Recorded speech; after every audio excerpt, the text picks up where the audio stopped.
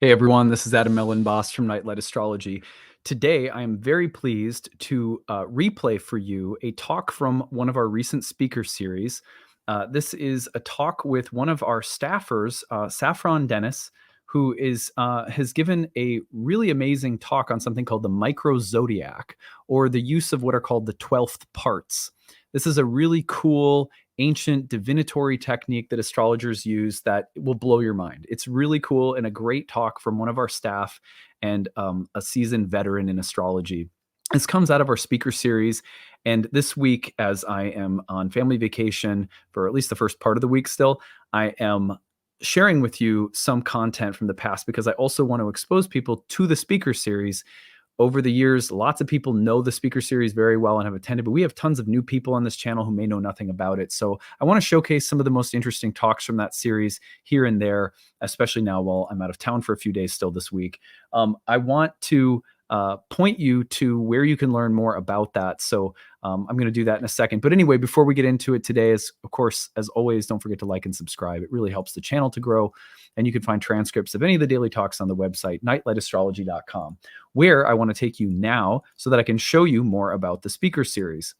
The talk that you're hearing today from Saffron came from one of our speaker series. And if you go to the events page on nightlightastrology.com, you can see the speaker series is coming up. This final speaker series for the spring of 2024 happens on Saturday, this Saturday, March 30th. It's a free talk on The Lot of Fortune by Jolly Knot. Last weekend, Dan Waits gave a talk on Pluto and Aquarius. Magna Bhagat gave a talk on the outer planetary archetypes. So we are really happy and fortunate, thanks to the success of the Kickstarter, to host great speakers from both alumni who are very talented and other astrologers from the greater field of astrology to come out and give talks for free. If you click the register now link, you will get a link to the webinar for free and the replay link afterward if you can't make it live. So this talk today comes from that series, so I hope you'll enjoy it, and it'll be a way of turning more people onto those talks. You can also go to the live events tab and click on Uranus in Love, which is April 18th, the next on our Outer Planets in Love series. And when you register for that, same thing, you'll get a link. If you can't attend live, you will get a recording later. Courses page, first year course, first year program in Ancient Astrology. Ancient Astrology for the Modern Mystic begins June 16th. You can visit the first year course page to learn more about it. Registration's open at the bottom. You'll see need-based tuition. You'll see payment plan and early bird payment. So enroll now if you'd like. We're going to be promoting that more starting in April. The other thing, of course, that you guys have heard me talking about lately is Ashley's Herbal apprenticeship program. Ashley is a phenomenal teacher of herbal medicine. You can learn more about her program on the website, skyhouseherbs.com, under the courses tab. It starts April 24th. And if you hang around after today's content, you'll hear an interview that I did with Ashley about the program. So that is it. And I hope that you will really enjoy this replay from the Nightlight Speaker Series on the micro-zodiac with Saffron Dennis. Lovely. All right. Thank you, everybody. So, yes, today we are going to be discussing the 12th parts, dodectomoria, whichever you want to call it. I'm at the moment sticking with 12th parts. It's easier. So that's what we're going for today. So the micro-zodiac, the use of the 12th parts in astrological divination. Obviously, I'm very, very grateful to Adam to allow me the platform to be here to speak to you. This is very generous on his behalf to let me run riot. So yes, and to everybody that is here joining me from the school, obviously some of you will have come across me when you've enrolled in the school, so it's nice that if you've joined us that you're here, and I appreciate it. Thank you. The agenda for today is just a little bit of history. I'm not going to go into that too much, but it's just so that you've got an idea of where we're coming from. What are the 12 parts? I want to do a small essential dignity recap just so that we can see where the 12 parts fit into the system, how the ancients used the 12 parts, and how we can use the 12 parts in our chart consultations today. Okay, so I still class myself very much as a baby Hellenistic astrologer. As my bio says, I've only been studying this part of astrology since 2019. So having access to the books that we have thanks to all the translations that have been done over the last 20 years. And because obviously reading them sometimes is quite difficult, as well as if any of you who have gone through the ancient text. I'm going to present to you what I have currently found myself, and I really hope that you will find a love for this subject, and will decide to choose to look into this a little bit further yourselves. There's so much out there, and there's just in some ways probably too much out there for one person to be doing. So I highly recommend, you know, if this topic interests you, then go and have a look yourself and see what you can find and come back to me. Okay, so this is a quote from Firmicus Maternus, and this was the first book that I found and read when I first started looking into the Hellenistic texts themselves. And I'd done the courses, and I believe it's mentioned very briefly in Chris Brennan's course. And I came across this quite early on in the text, and I thought, well, this is interesting, because if you read what he's saying here now concerning the 12 parts, I will show briefly in what way you may seek them. For certain people think that they are able to discover the entire substance of the nativity from these, and they indicate that whatever is concealed in the decree of the chart can be brought forth from the 12 parts.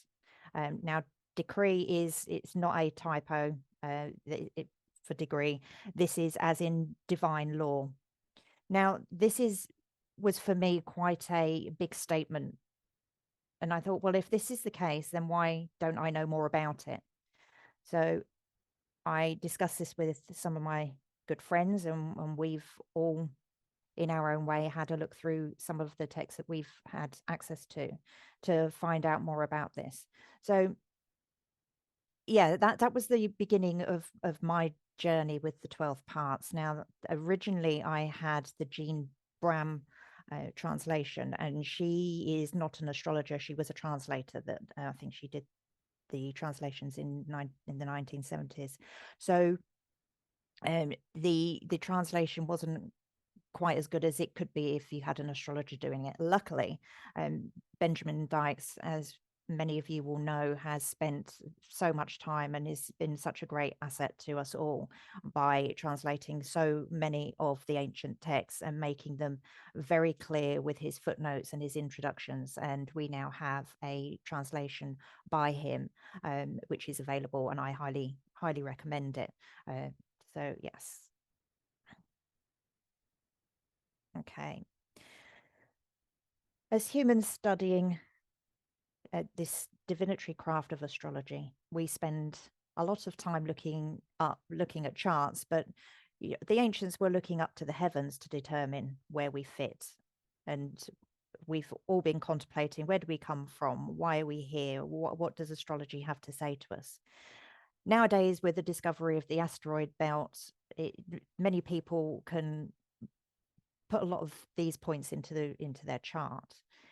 And sometimes, I mean, if any of you have popped all of the asteroids into your chart, it literally is just a big black blob. But the ancients had a way of making these charts speak by looking at the symbols in depth through things like the 12 parts. So, as I say, we can spend a lot of time navel gazing. However, from the depths of the chart, we can also work the opposite way from within to without ourselves. And we witness also what goes on and that's shown in our chart with our families, friends, the wider world, mundane astrology, all of those things. So the beauty of the ancient system is that all of this is already built in as complexities that speak to every tiny part of our lives and those around us. So we just need to zoom in a little, maybe take a wider view in the longer term. These are some of the books that I have on my, I must admit, I haven't read them all cover to cover. I mean, who does, I'm sure there are some of you out there that do, but, these are the ones that I found. And really delved into the parts, certainly, that have got the 12 parts in them. I know that there are many more out there that will have more information on them. And again, if you've got them and you've got some information that I'm not going to share with you today, bring it back to me. I'll be really interested to hear what you have to say.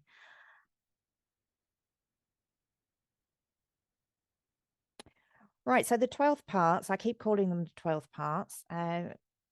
We will go back over some of the older names that they were known by, but they're a way to break the great circle of the zodiac. So if we've got this 360-degree circle, we break it down into smaller sections. We've got 30 degrees for the signs, which we all know, but the 12 parts are a way of actually breaking this down into a further smaller parts. So I just want to explain that there are other ways of breaking down that circle that I'm not going to discuss today. Now, some of you may have heard of the 9th parts, the 13th parts. There's the half decans, which is 15 degrees. There's half of a decan, which is 5 degrees, which is a quinance. And also there's the monomoria, which is a single degree. But I'm aware of them, but I don't want to share. And if I go into any more of that, then we're going to get lost completely. So I want to stick to the 12 parts, but I am aware, as I'm sure some of you are, that there are other ways of dividing the chart and the signs into smaller parts. So for ease of speaking, as I've said, we're going to keep confusion at bay and we're going to stick to calling this the 12 parts. But these are some of the other names that you will find in your text when you're reading to describe what we're going to be talking about today. So I knew I would fumble on it. Dodecamoria, that's why I call it the 12 parts. The Dwadashama is how it's known in Jyotish, and the Babylonians called them Zitu. Now, Zitu is a share or a part, which is where we get the 12 parts from. It's believed that these came from the Babylonians because this is where we have our first records of, but that doesn't mean that it was originated there. It's just that's where our records come from. So what are the 12 parts? Well, they are the first 2.5 degrees of, well, they're 2.5 degree divisions of 30 degrees, which create a 12. And I'm going to show you a slide in a minute with a chart so that it's all clear, and hopefully everybody will understand what I'm saying here. So Francesco Rochberg, unfortunately, this book is not in print anymore. If it is, it's certainly, it will cost you a fair penny. But she says that in Greek astrology, the dodectamoria had the function of further modifying the influence of a planet. Its influence being determined not only by its location in a particular sign of the zodiac, but also by its location in the sign of the dodectamorion. Further developments in Hellenistic astrology resulted in the subdivisions of zodiacal signs into additional portions, such as the thirds, which is the decans, after the Egyptian use. And in this way, the decans became the 36 decans faces, and they then became connected in with the 12 parts, which is the Babylonian system. So we can see that already the Babylonians and the Egyptian system has been merged together. And if you think about how we, in our modern day, we're constantly finding new things and ways to add stuff into our practice. So this was already happening thousands of years ago. So it's not surprising that we want to do that now in our modern day, and we share we find something like today we find something that we find really fascinating, and we go and speak to our friends, and we then share this information. So it's not surprising that that was happening back then. So as I say, just consider that a few hundred years ago we didn't have the outer planets, and now in general we use the outer planets, or certainly note the outer planets, but they were plugged into the system that we have today. So astrology, for me, is a living entity. It's constantly in flux and flow, which, makes sense. We're all here on the sublunary sphere. So as practitioners, if we add our own little piece of ourselves every time we consult with a client or teach a class, we all pass on the parts of the system that speak to us and work for us. So, okay, right. The next slide I'm going to show you is how the 12 parts work. And if you're on a computer and you want to take a snapshot of the chart, or if you find some way of actually getting this so that you can refer back to it as we go through the talk. If you haven't got that way of doing it, then obviously you're going to get a recording of the talk, and you'll be able to go back over it and hopefully get it straight in your mind. So if we take a sign of 30 degrees, so my example here, we've got the sign of Leo, which covers 30 degrees of the zodiac. And the first 2.5 degrees, from 0 to 2.5, is the Leo. Yes. Excuse me, Saffron, I'm sorry to interrupt, but aren't we supposed to see the chart on the screen right now? No, I'm going to get to that. I just want to. Okay. Because sorry. I'm getting there. I'm getting there. So yeah, before I get to the chart, just want to explain it so that it's clear when you see it. Okay, so if you've got 30 degrees of Leo, then the 0 to 2.5 degrees would be the first 12th part. So it'd be the Leo of Leo, and then you follow the next 2.5 to 5 degrees would be classed as the Virgo of Leo. It's the second 12th part, and it follows in zodiacal order, and then the Libra of Leo, so on and so forth. So this is the chart. Okay. So I hope now that's now clear to what I'm trying to describe to you. So we're taking 30 degrees and we're dividing it into 12. And then what we have here is the whole zodiac, the whole 12 signs, all within one sign. You always start with the master sign. So for example, here, if you look at the top, we've got Aries. So the first 2.5 degrees would be the Aries of Aries. If you were in Taurus, you would be in the Taurus of Taurus. And so we move on in zodiacal order. So just want to check, Michelle, can I just check to see whether everybody's clear that people know what I'm talking about and that's understood? Yeah, please type it in the chat box if there is something that you'd like Saffron to clarify. Oh, it looks to be crystal clear. Oh, and then there's one question. Oh my gosh, now I have to scroll. I lost it. So does the calculation go from 0 to 2.49? Yes. Okay, that's the ID. Okay. Yes, it does. And yeah, thank you for pointing that out, because I didn't write that in my notes, and I was having a bath earlier and I thought I didn't write that in my notes. So yes, thank you for that. Yes, it does. For ease, it's just and writing charts out. Yeah. Okay, I think it's pretty clear now for everybody. Brilliant. Okay. So as I say, keep this chart in mind, and hopefully as we go through, we'll be able to refer back to that chart. Okay. So the idea of having a micro-zodiac within the 30 degrees is it plays on the idea of fractals. And so I've given you some images here of the way fractals can show up in nature and in art. And we've also got the Mandelbrot set down the bottom there, which is where the idea came from. If you can find one of these computer generated, that is beautiful. You can meditate on it. It's fabulous.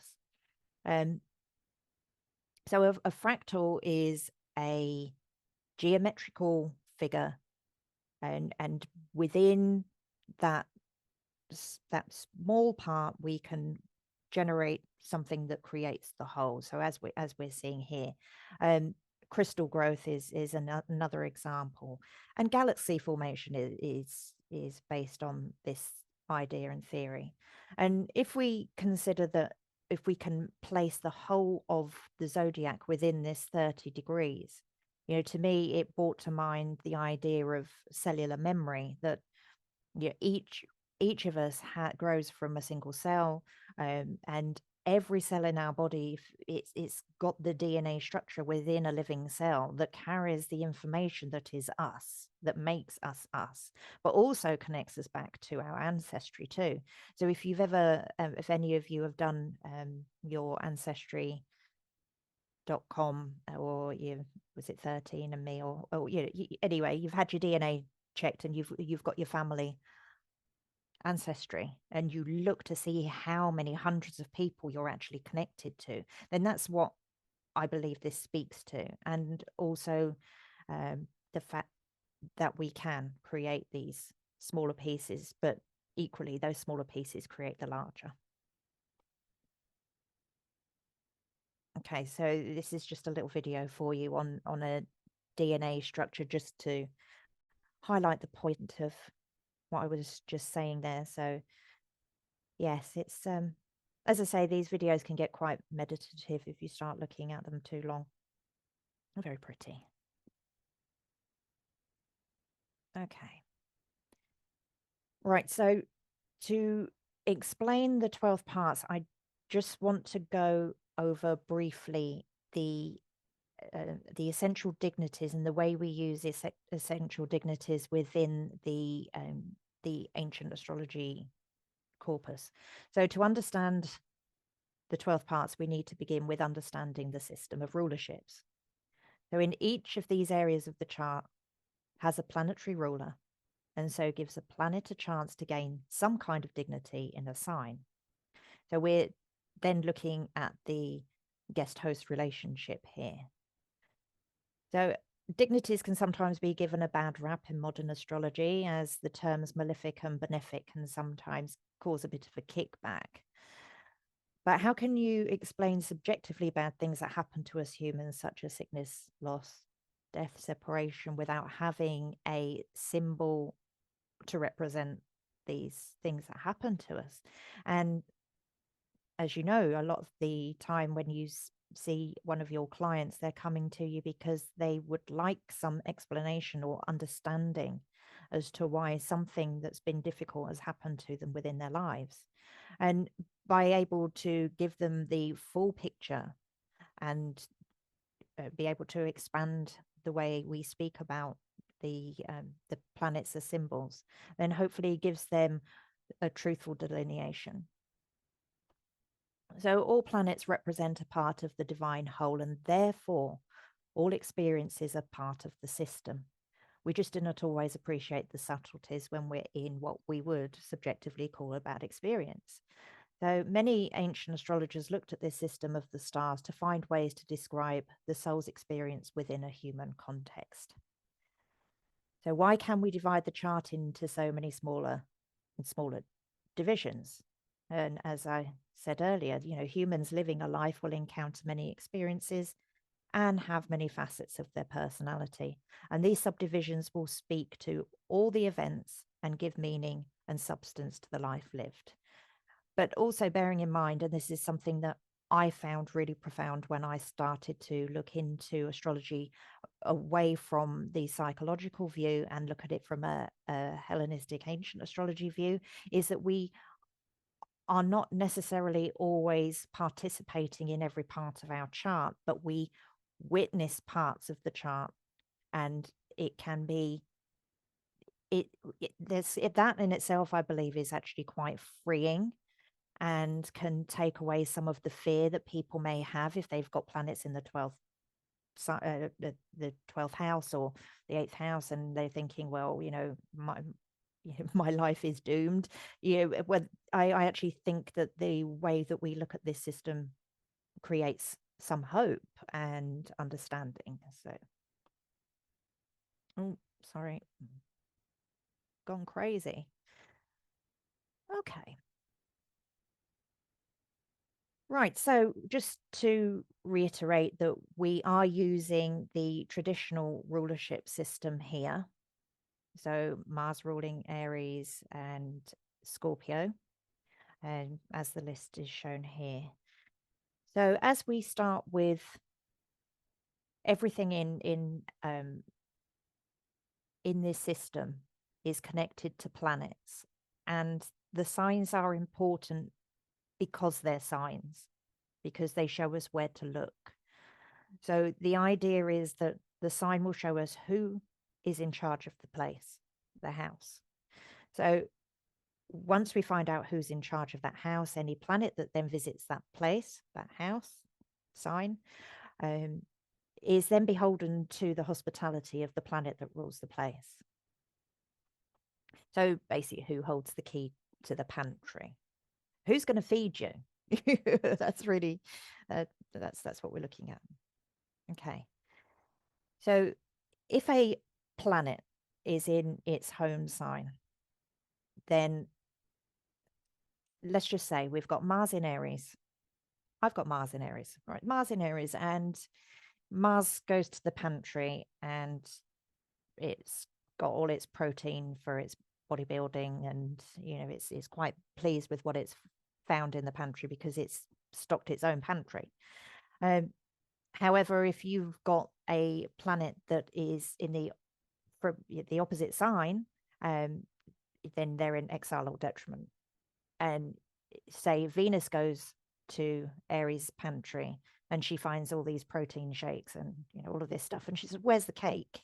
And vice versa. So that's what we're looking at. The thing I do want to bring to mind also here is I have Mars in Aries. I'm not a bodybuilder. I don't like sport. I'm actually pretty lazy. However, my Mars in Aries is in the 5th house. And this is why I want to, again, express this idea of we're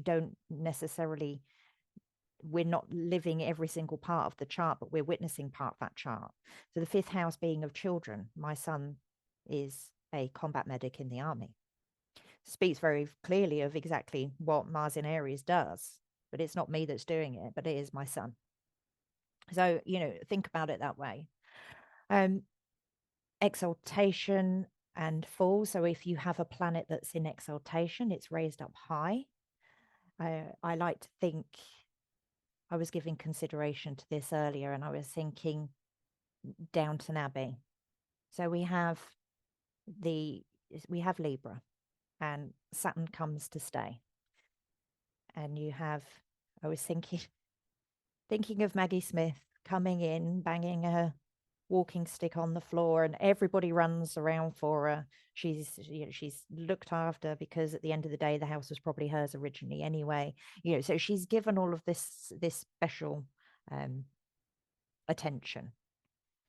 But if you go to the place where a planet's in its fall, then it's very difficult for that planet to actually get that from it. So I have, as well as having Mars in Aries, I have Venus in Virgo, and it's not the greatest place for Venus to be. Okay, so just remember that obviously we're talking about planets that are relying on their host. So in the case of Venus in Virgo, Venus is relying on Mercury to provide her with food. Mercury is too busy thinking and looking to write and do all of those things, the intellectual stuff, whereas Venus just wants to make nice sensual connections. So it gives these dualities. Okay. If a planet is in its own triplicity, then it's believed to be that you're in your element. You've got some connection to a way of being that feels natural. And the triplicities, because they're elemental, it brings into the system a trine. So we have and also bearing in mind that this connects to sect. So hopefully everybody understands sect and understands that we have triplicity rulers for the day and triplicity rulers for the night. And then we have the participating planets that go with those. So I hope that's all clear. And the next division of a sign, so bearing in mind that all of these things that we're talking about now are dividing the sign into smaller and smaller parts. So the term or the bound, it's not been discovered, I don't believe, and if I'm wrong, then please come and tell me, but I believe that it's not completely clear where the idea of the bounds came from. But we have the Egyptian or Chaldean bounds that we use in our system. Ptolemy did actually create his own version, but I don't suggest using those. If you do, that's fine, but it's not the way I do it. And it's believed that the amount of degrees that each of the planet ruled within the whole 360 degrees was due to their greater planetary period. So yes, the bounds I find interesting. I actually asked Adam this in class a couple of years ago, and it was like, why do the luminaries not hold a term or a bound themselves? And I gave it consideration, thinking, well, the luminaries are beyond being held by the planets in the lower planets because they are light, and because the terms or bounds is a very Saturnian way of feeling about things as well. So being bound or tied down to something can sometimes be a little bit harder for it to deal with, and I just don't believe that the light can be held that way. But that's just me musing things. The decans has become really quite popular, and we certainly here at Nightlight Astrology have had a few talks on the decans. I believe Spencer Michaud's been with us twice and discussed this with us. But the decans seem to be inherited from the Egyptian tradition, where their astrology was 36 divisions of 10, making 10 degrees for 10 days. And they were ruled by various gods and goddesses. And it was said that the god Ra had a fallout with some of the minor gods because they were trying to usurp him. There was a bit of a ruckus, and he brought them under control by grabbing them by their hair. And they are sometimes known as the tussled ones. So to keep them all under control, he very nicely chopped them into 36, threw them into the sky. So they were still ruling a part of the sky, but they couldn't put themselves back together to, come back and cause him trouble. So, oh, sorry. And as I say, a lot of work has been done by certainly Austin Coppock. If you have 36 faces on your bookshelf, then lucky you. He keeps saying he's going to bring it out again, and I'm looking forward to it when it does, but we haven't seen it so far. But T. Susan Chang actually has written a book called 36 Secrets. So that's one that's worth looking at if you want to find some more on that. And as I say, Spencer Michaud also uses this quite a lot in his work.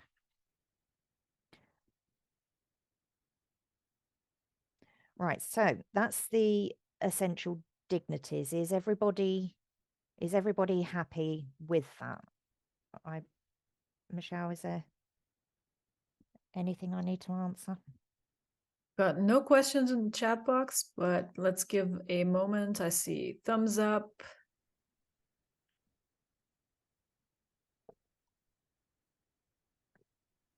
Looks good, looks perfect, all good. Okay, brilliant. Right, okay, so let's just do a quick recap of what the 12th parts are. So just a reminder that we've got 2.5 degrees of a sign within the 30 that creates this micro-zodiac. And that happens within each of the 12 signs. So this then creates 144 subdivisions of the chart. So yes, right, okay. So yes, so the first 2.5 degrees is the master sign, and then we move on in zodiacal order. Right, so bearing in mind what we've just discussed on dignities, I wanted to, the reason I wanted to go through the dignities is to show you how this works here. So here we have a spooky house, very relevant for this time of year, coming up to Halloween soon. So in Scorpio, if Mars is in a night chart and it hits 0 to 2.5 degrees of Scorpio, then it's got maximum dignity, actually more than any other planet can in the whole system, which is quite amazing. We've just had this come last week, I believe. Yeah, so if you consider that Mars rules the sign, Mars rules the bound and the triplicity at night, rules the decan, and also rules that 2.5 degrees of the 12th part. And also, if you're using monomoria, uses it, the first degree would it be like super duper strong. So, you know, just that in itself shows you how, when we look at a planet, we all discuss it. A planet moves into a new sign, and we're like, well, you know, certainly if it is a planet that's going into its own in some dignity in some way, and we're like, well, we can really feel this. I mean, I don't know about you guys, but I've got Saturn opposite the moon. As soon as Saturn went into Pisces this year, I was like, whoa, okay, I feel that one. You know. And yeah, I know I was one of those few people actually really liked Saturn in Aquarius, but that's another story. So I think this also speaks to the anaretic degree, and why when a planet gets to the end of the sign that we feel that the power is waning from the planet as it's moving out, certainly if it holds no dignity there. So yeah, just give that some thought. And you know, why is it, you know, because for many years I used to think, well, why is it that that's the case, you know, these 2.5 degrees each end of the sign, and this seems to speak to that. If you consider that and when I say gender, I'm talking astrological speak. So we've at the beginning and the end of the sign, you've got the opposite gender, you've got an incompatible element. The planet's got the farthest to go, you know, whole sign to get back to where it goes. You know, there's a whole idea of distance. And again, you know, thinking, you know, when a planet, say Mars, as it's certainly coming out of Libra for Mars, and then going into these first 2.5 degrees. I don't know if any of you have got, you know, got this going on in some way, whether it be your ascendant ruler, whatever. My husband's got his ascendant here, and he, last Saturday while I was away, he whacked his leg. He's got the moon in Aquarius. He whacked his leg on the front shin bone and really did some, you know, it was serious damage. So thanks, Mars, you know. Anyway, so I like to think that Mars going, say, we use this example. Just give me a sec.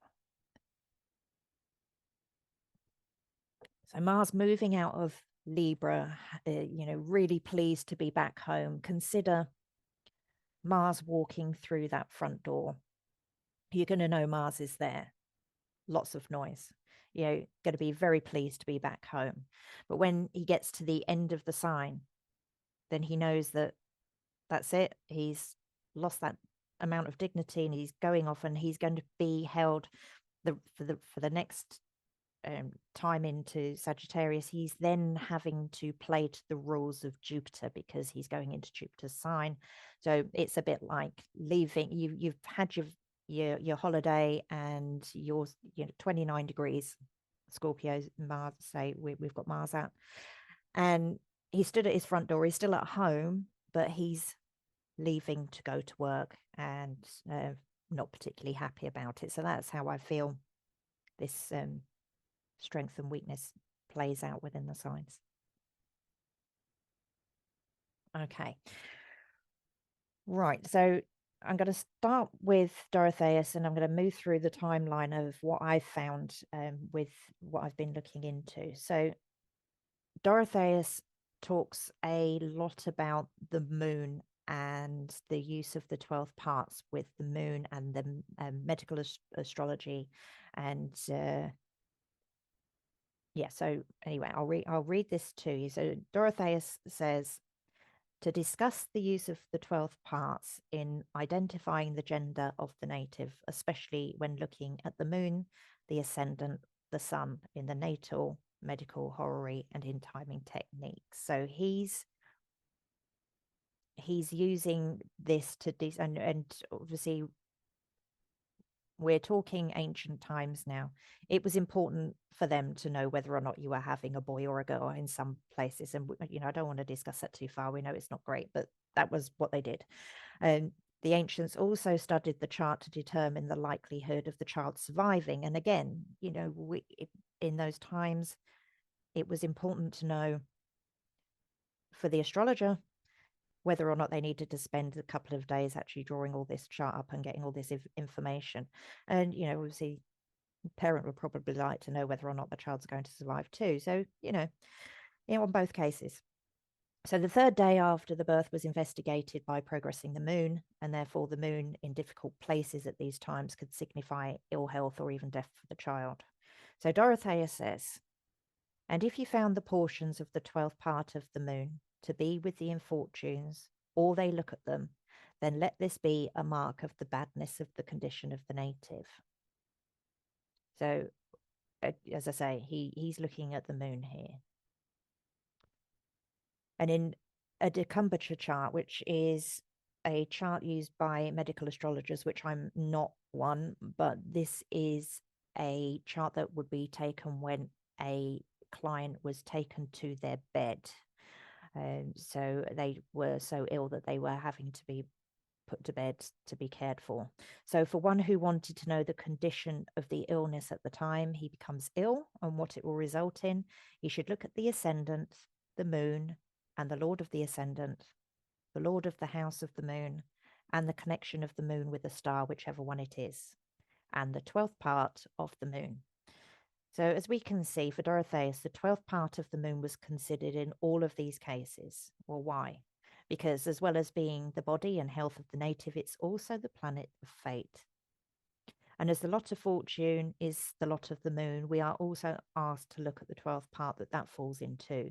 So remember that obviously the lots are all mathematical points and can only be determined if the ascendant of the chart is accurate. So just, you know, bear that in mind when you're looking at the lot of fortune and the moon for that matter. Okay. Now I have to thank my friend Peter Young for helping me out here, because I had a translation of Manilius that was very literal, and Manilius's work is a poem, and poetry and me are not the best of friends. So Peter helped me here by talking me through his version, which is a lot better plain English. So I'll read this to you, because this for me was actually really poignant. So Manilius says that the great builder of heaven bestowed these divisions upon the equal number of shining signs, that the constellations may be associated in a system of giving and receiving, that heaven might everywhere display a likeness to itself, and that all the signs might have place in each other. Thus, by this interchange would harmony prevail through the zodiac, and its sign would protect one another in a common interest. Men born on earth are created under this law, and so although their nativities occur in the same signs, they exhibit different traits and conflicting desires, and oft does nature stray from good to bad, and birth of female follows that of male. The genitors differ in a single constellation because the individual signs vary on account of the distribution of their divisions and modulate their respective powers in the dodectomores. And for me, so this here, and also if you have a look at Benjamin Dykes's site, he has a talk himself on thought interpretation, which is a big part of what I wanted to speak to you about today. And he says, and this speaks to, for me, of the idea of being able to connect to another part of your chart, or a chart that you're looking at, via the 12 parts, because you've got access to that other sign if a planet or or the ascendant is in that 12th part. So for me, this is I'm going to tell you a little story. I'd really hoped I asked for permission from the people that own the copyright on this show, but I'm going to ask you all to, it's a little bit of homework. I'm going to ask you to go and have a look at I'm going to show you how old I am. So in the 1970s here in the UK, there was a children's show called Jamie and the Magic Torch. And Jamie had a torch that I think a lot of you may remember, that it was a kaleidoscope thing, and you would turn it and you'd shine it on the wall, and it would give you all the different fractals, different patterns on the wall. But in the show, Jamie's got this torch. He shines it down onto the floor. He never leaves home, shines it down onto the floor, and goes down a spiral to a place called Cuckoo Land, where all these crazy characters are. It was the 70s. There was a lot of crazy kid shows back then. The first, really, just to get a feel of it, just have a look at the first credits. It's fabulous. He takes his dog down there, and the dog can talk and all of that business. And then when his adventures are finished, he goes back up the spiral and he's back home. So at no point does Jamie ever leave his house, but he can travel via this use of his torch into another area that's completely crazy cuckoo land. Now, Peter also pointed out to me, and he's absolutely right, that this, if Jamie can go to Cuckoo Land, then Jamie's also bringing Cuckoo Land back. And so the energy of the sign that your planet has access to, also the energy can be brought back to that place too. So if you've got your 12th part of your ascendant, and you look at the sign that's connected to, and it's not the master sign, then have a look and see where in your chart that 12th part is, and what sign and house does that lead you to, and does that give you access to something that you may not know that you already had access to. And this is what made it really exciting for me. I was thinking, well, this is really, really quite deep and very interesting. So you can look at other, the Narnia stories, Alice through the looking glass more than Wonderland, because obviously in the looking glass, she's still in her bedroom. So just consider anywhere where you're in a house and you have access to somewhere completely different. So that's where I'm going with that. So yeah, Jamie and the Magic Torch, enjoy. You can thank me later. All right, so as I gave you the little bit of information at the beginning of the session with what Maternus had to say about this being such a important part of the information. Right, I'm just getting the book. So at the end of every planet, Maternus discusses the planet, gives you all the attributions that you would want to know, delineations of the planet. What do they mean? What do they do? And at the end of every section of each planet, he says, and look to the 12th part of. So the planet, where is it? What sign is it in? What house is it in? What, dignities, aspects, all of that business. And then right at the end, what is the 12th part?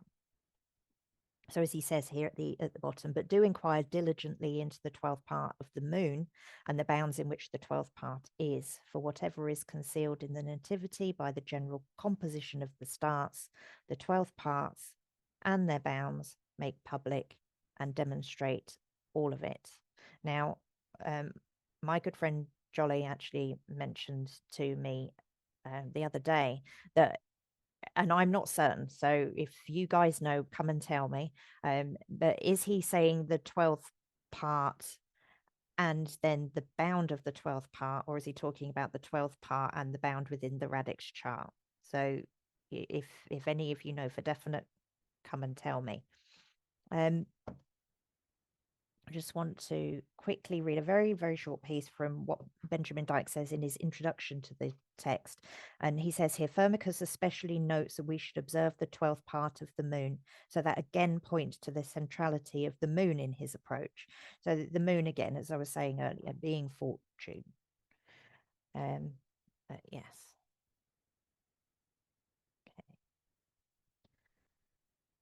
Abu Shah in the 8th century discusses the use of the 12 parts with solar returns and perfection. So again, we've got another way of using this information. And he says, in the houses, write down the planets of the revolution of the year with their condition in rising and falling and retrogradation, and the rest of what goes along with that, and their rays and the 12 parts and the 12 parts of the degrees of the houses. So we're talking, as I say, about solar return charts, and he's using the 12 parts there to give a depth to his readings. If you consider that certainly now when we use the outer planets, if you want to use it in this way, the outer planets will move very few degrees through someone's through a solar return or perfection, or whatever it is that you're doing, secondary progressions, whatever, but your access to those 12th parts is actually going to be quite longer if you're looking at Saturn or Neptune, all those things. So it might be worth looking at that when you're giving someone a consultation and just saying, right, okay, so this 12th part here is going to be really important for you this year, with your solar return. So it's another way to think about it. And the book that I based a lot of this talk on is from Benjamin Dike. So this is the book, and I hope everybody can see it. And it's called The Search of the Heart, and it's a compendium of Hermann of Corinthia made a compendium of astrologers past, and this book has a list in it that you're all going to love, and you're all going to want to go and buy this book once we're finished, because even though in Hephaestion, which is the majority of what Hermann is translating, there are other bits and pieces in there. So Apatelismatics is what's Hermann was mainly translating here, but in this version it's just a long list because it was prose form. But Benjamin Dykes has very kindly put us in a nice little grid at the back and tells you what each of the 12 parts means. It's very useful. Like it a lot. And the idea for Hephaestion, who Hermann was translating, was, what is it that the client is coming to see us? What is it that they're actually thinking about? So we can consider, again, he's called the book The Search of the Heart. What's in the heart of the client that they may not necessarily be telling you as the astrologer? I mean, certainly if someone comes to you for the first time, they're not always wanting to open up. And I'm sure you've had clients come and they're quite closed down. And the idea was that even though you could draw a chart, a consultation chart, and people do this now, you draw a consultation chart just before the client walks in, and it may be very, very soon before the client walks in, but that's why the 12 parts are important here, because the 12 parts on the ascendant will move quite quickly. So you've got an idea, what is it the client's coming in to talk to me about, as opposed to what is it the client tells you that they're coming to talk to you about. So Hephaestion lists all of these 144 divisions of the circle and tells us to look at the ascendant and determine what that 12th part is telling you as the consulting astrologer that the client is coming to see you about. So again, it's like, well, you know, you could Benjamin Dyke says in his talk on his site, you know, well, you've actually got something that you could maybe say, oh, I'm really clever, I've got this information about you that you haven't told me yet. And the clients, oh, brilliant, you know, you're an amazing astrologer, thank you. So highly recommend that you have a look for that book if you're interested in this subject, and you will be able to then have a read through and determine what your ascendant, if you want to play around with it, and it's all a bit of fun as well. But the list also speaks to the idea of why he split this in. I just want to read a little part of it here because it's far clearer. Benjamin Dykes is far clearer than Saffron Dennis. So this is a little part here that actually was translated from Mashallah, but it's in this book, The Search of the Heart. So he says, and what is stronger? So we're talking about what is what are we trying to significate before we even speak to the client? So the strongest significator out of all of the things he's discussed as other planetary placements and all sorts of things, but at the last point he says, what is stronger than all of these is that you should look at the 12 degrees of the degree of the ascendant upon which sign they fell, which if the lord of that same sign were there, or another planet were there, the intention will be according to the place of that house in the circle. If, however, you did not find a planet in that place, then look to see where the lord of that house is, because the intention will be according to the 12th part of the ascendant from the ascendant according to the Lord. Right, so there's an example. I'm going to give you an example, and this is played out. All of the people that have been collected here use this example. So this has come from somewhere back in antiquity. So an example of which is that that the ascendant was the 12th degree of Aries, which when I projected 2.5 degrees for each sign, beginning from Aries, which was the ascendant, the number was ended in Leo, which from the ascendant is the domicile of children, in which neither the sun nor another planet was journeying. Therefore I looked at the sun, whom I found in the 7th from the ascendant, and I said that the question was about a child, which is the 5th house where there was nothing, who sought a woman wanting to take her as his wife. And if the sun had been in the 6th, I would have said that he was seeking concerning an infirm child. And so the rest on with the 12 signs. So I hope that's clear. What he's saying is that you can use that 12th part, find what house it's referring to, and get a description from that place, whether there's something in there or not, because you've got the connection to the 12th part from the ascendant. Okay, so I hope, have we got any questions on that, Michelle?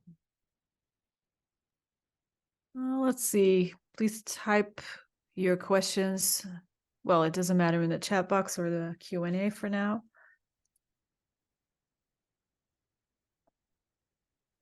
Everything cool? Okay, somebody asks, so basically the 12th part of the ascendant is then interpreted by the transit. It's the 12th part of the ascendant. Mm-hmm. So as the ascendant's transiting through the chart, if you want to look at it that way, yes. So if you're waiting for your client to come in and you decide you're going to bring up a consultation chart before they sit down with you, then you would have that 12th part for your consultation chart. And then when they sat down with you, so this is mainly used, I should have said this is mainly used for horary and questions. So the idea is that you would then be able to say to your client, right, okay, now you're sitting down maybe 10 minutes after, obviously the ascendant will have moved, and you've got your idea of what you think the client's coming to see you for, but then the client will come and tell you something. It might be something completely different.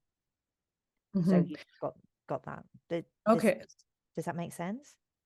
Yeah, so you're only going by the ascendant and not other placements such as the houses of the querent's topics or anything like that. That's how, in this case, Hephaestion used it. But many other, as I was saying earlier, obviously Dorotheus used it really specifically for the moon. Firmicus Maternus used it for all of the planets. And as I was saying right at the beginning, I think you can use this like any other system. You know, anything that you find that works for you. And if you find that you go and look at a chart and you want to put all your planets in, and I can show you, you know, we can do that. Go for it, because I do think it works. It definitely works. So yeah, you know, go for it. Okay. And then are we going to look at some examples, or are you going to explain? Yeah, I bet. Yeah, because some people are asking about that. So that's all coming. And then one other question, does it matter what the condition of the planet that rules the sign of the 12th part is in? Yes, because we go back to dignities. So yeah, absolutely. And that's why I wanted to share that bit about the dignity, because you're going to be going, and I have an example very, very shortly where I will show you how that works. I'm just going to read you one. Oh, is that all the questions? Yeah, Michelle? that's great. Go ahead. Okay, right. I'm going to read you one more little bit, and then yeah, then we're on to examples. So this is Ben Dyke saying this about how Hephaestion set up this list. So the number of the 12th part indicates the whole sign house at the basis of the thought. And Ben Dykes has added the name of the sign for every reference by comparing the various meanings across signs and houses. One can see that the content of the thought is generally a combination of 1, the qualities of the sign itself, 2, its whole sign house position, 3, the nature of its domicile or exalted lord, and 4, its original house position relative to, and we were talking about the Aries example earlier, Aries. Okay, so he actually says that, for example, if the ascendant at the consultation falls between 7.5 degrees of Capricorn, it falls on the 4th, 12th part, which by definition means that it's the 4th house from Capricorn, which is Aries. Of the 3 thoughts listed in the table, we have flocked animals, which must be due to a flock of animals, sorry, not flock, a flock of animals, which must be due to the fact that Aries is a 4-footed sign, plus the agricultural meaning of the 4th house, and according to Valens, clothing as an attribution to Mars. So it's, let me have a look. What was that one? 10 degrees of Capricorn. So in this list, 10 degrees of Capricorn,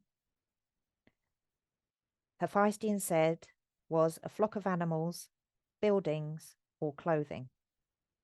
So you give that into the interpretation of where you were going, whatever point you're going from and to. So that's bearing in mind that that 12th part is being ruled by, even though we're in Capricorn, which is Saturn's sign, and then you've got all the other dignities that we discussed earlier, that 2.5 degrees is also being ruled by Mars. So we've got a Mars type feel to that 12th part. So I hope, does that help, and does that explain where we're going?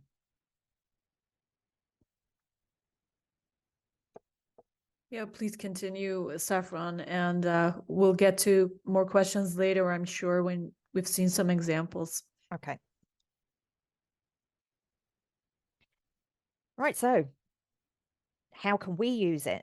here in our modern lives and worlds. So as I discussed just now, as thought interpretations, certainly as during or before a natal reading, pre-consultation, as we're discussing, certainly for horary. And if you're looking for an item or someone wants a specific answer to a question, this can really give you an in-depth bit of detail that you may not get without looking at this these 2.5 degrees. Astro magic. Now, if you are looking to create something, in your magical realm, then it could be really influential in what you're doing in your work. Mundane astrology speaks for itself. Medical astrology, as we've seen with what Dorotheus tells us. Again, electional astrology, very similar in the fact that if you elect to do something and it works out for you, even though you thought you had maybe a middling chart, or vice versa, you thought you had a great chart, but then it didn't work out quite so well, then maybe it's because you hadn't given consideration to where the 12 parts are. And chart rectification. Now, this is something that I just gave consideration to when I looked at a chart that I'll share with you in a little while. Right. So here we go. This is I want to give you this as an example. So I was writing this talk back in September, and as you do, your mind comes to a blank, and then you start thinking about other things, as I do all the time.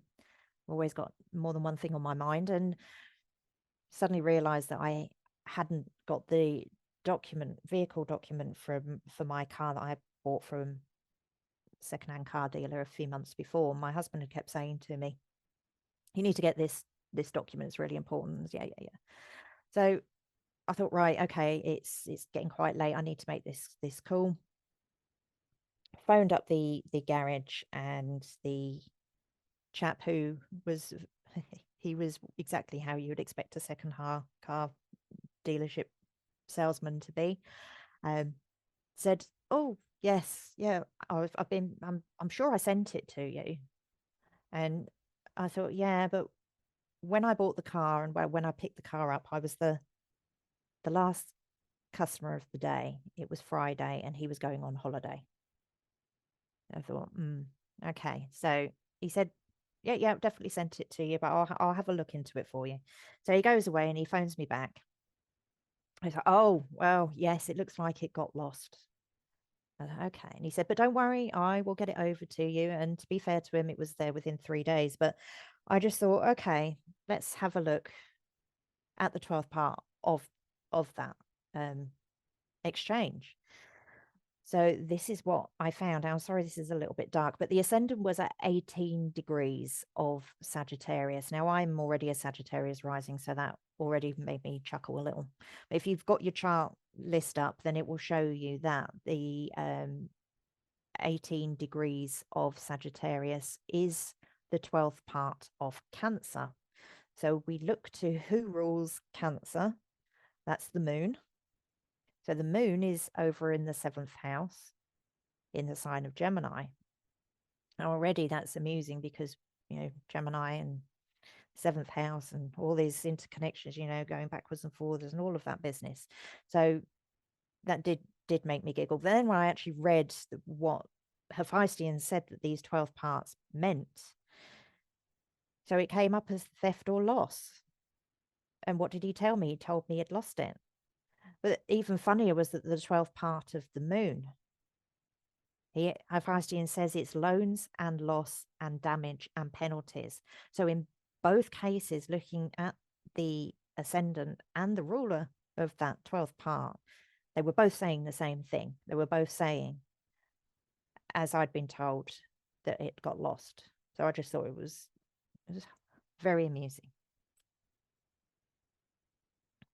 Okay, right, so I'm going to give you some chart examples. Now, this is where we can get ourselves into a little bit of a headache, and I want to advise to try and keep the radix chart in your mind. I'm going to flip between the radix and the 12th part chart. Okay. All right. So this is Leontine Price, who, if you don't know her, she is a fabulous soprano. She's still alive. She's 96 years old now.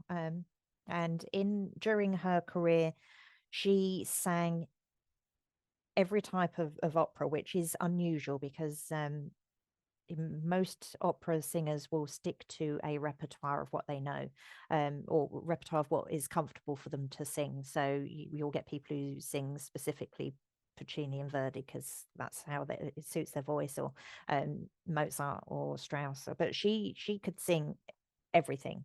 And there was a BBC poll done on the greatest opera singers of the 20th century, and she came fourth out of them all. Now, her story, as you can imagine, being an American born in Mississippi in 1927, her options were not the same as they would have been if she had been of white skin. So how did she get to be the super megastar that she became? And when you look at her chart, there's a lot of things in there that you think could be, challenging, and obviously she did have some challenges, as you would expect, but she also had some benefits. And I want to show you how I came across this with the by using the 12 parts. Okay, right. So her mum was a midwife, her dad was a carpenter, and her aunt worked for a very wealthy white family who were actually really helpful. And the family that her aunt worked for supported Leontine all the way through her early career. They made it so that she could go to a good school. She went to university in Ohio, where she met another opera singer called Paul Robeson, who got her a place at Juilliard based on obviously the fact that she was an amazing singer. But she could also go to the school because the family gave her the financial support that she needed. Now, you could say that that comes from all those planets in the second, but then that's her resources. They've got nothing showing up in the 8th house, which would be the esteem of others from Robeson and the financial support that she's given, and when you've got looking at Saturn in the 11th, you're thinking, well, okay, maybe that wasn't quite so helpful. But anyway, we're going to show you the 12th part chart. Now, my good friend Jolly not uses this chart as a individual chart where it can show. She uses it in a way that the sun wouldn't be able to be in an opposition to Mercury, because natally in a natal chart, but in a 12th part chart you can do this. But what I want to show you, because I'm going back to the idea of being able to, the Jamie and the Magic Torch, being able to get yourself a portal from one sign to another.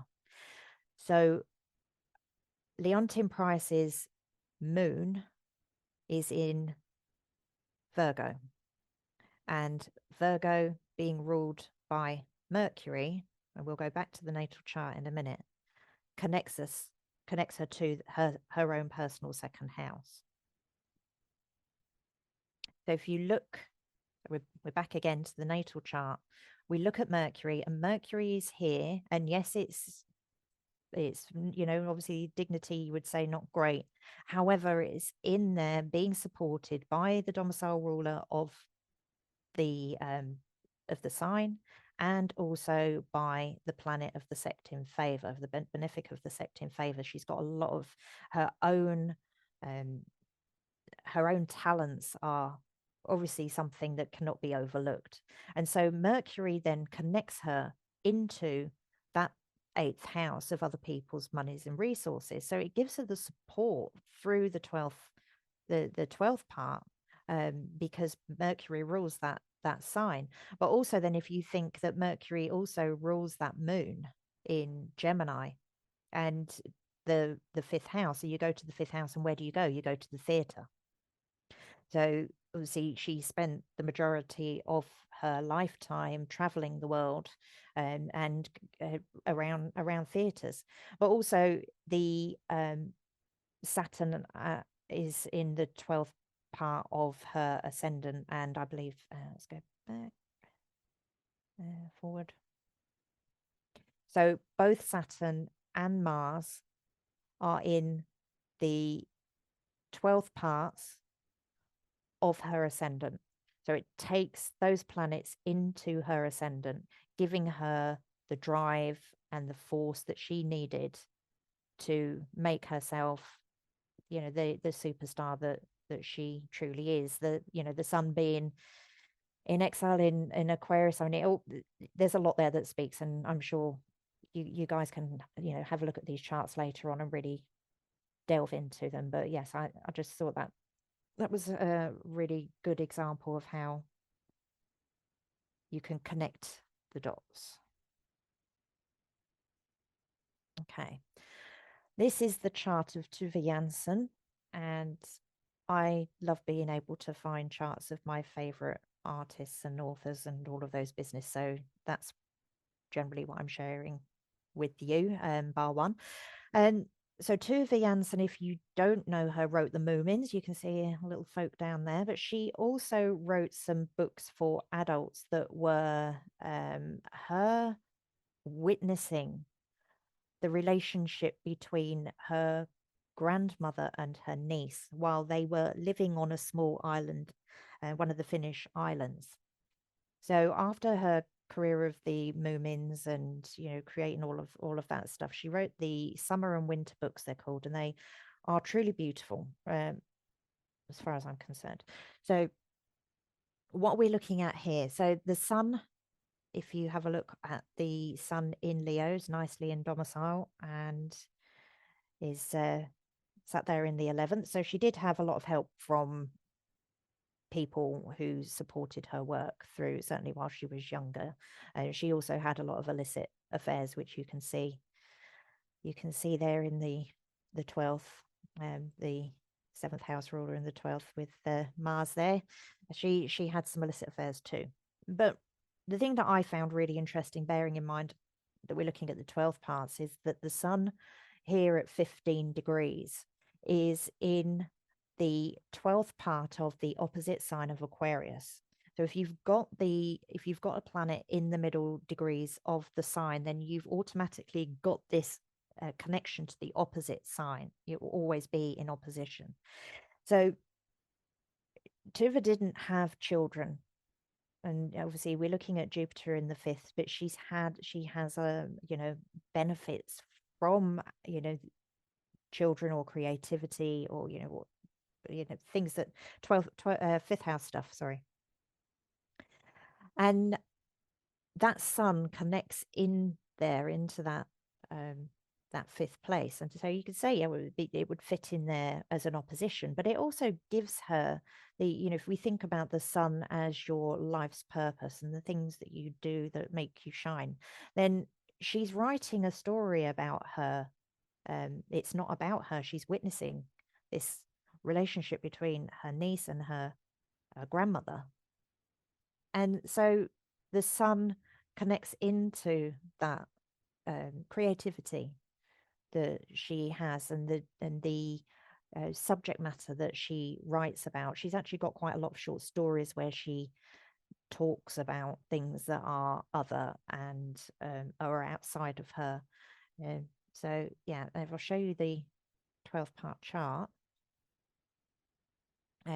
She has, in the Radix chart, the moon is in the 6th house, and in the 12th part chart, it takes the moon to Capricorn. Capricorn is her 4th house. Now, her relationship with her father was not quite so healthy, even though she had huge respect for him.